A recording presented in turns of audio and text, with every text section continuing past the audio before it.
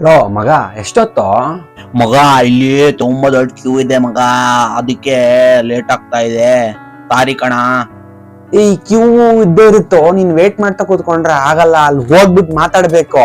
ಕೆಲ್ಸ ಆದ್ಮೇಲೆ ನಿಂಗೆ ಮೆಸೇಜ್ ಮಾಡ್ತೀನಿ, ಆಮೇಲೆ ಮೀಟ್ ಮಾಡೋಣ. ಓಕೆ ಸರಿ ಸರಿ, ಮುಗಿಸ್ಕೊಂಡ್ ಬೇಗವಾ. ಏಯ್, ಏನೋ ಮಾಡ್ತಾ ಇದೀಯಾ? ವೇಟ್ ಮಾಡ್ತಾ ಇದೀನೋ. ಲೈಫಲ್ಲಿ ವೇಟ್ ಮಾಡ್ತಾ ಕುತ್ಕೋಬಾರ್ದು.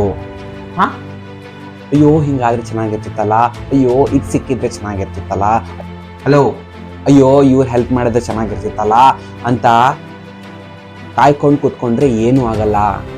ವೇಟ್ ಮಾಡಬಾರ್ದ? ಒಂದು ಪುಸ್ತಕ ಬರೀಬೇಕಂತ ಅಂದ್ರೆ ಇರು ದಿನ ಒಂದೊಂದು ಲೆಟರ್ ಬರೆದ್ರೆ ಫೈನಲಿ ಯಾವತ್ತೋ ಒಂದಿನ ಒಂದು ಪುಸ್ತಕ ಕಂಪ್ಲೀಟ್ ಆಗತ್ತೆ. ನಿನ್ಗೆ ಅರ್ಥ ಆಗ್ತಾ ಇದೆಯಾ ನಾನು ಹೇಳೋದು? ಆಯ್ತಾ ನಿಂದು? ನಾನು ವೇಟ್ ಮಾಡ್ತಿರೋದು ಎದಕ್ಕೆ ಗೊತ್ತಾ?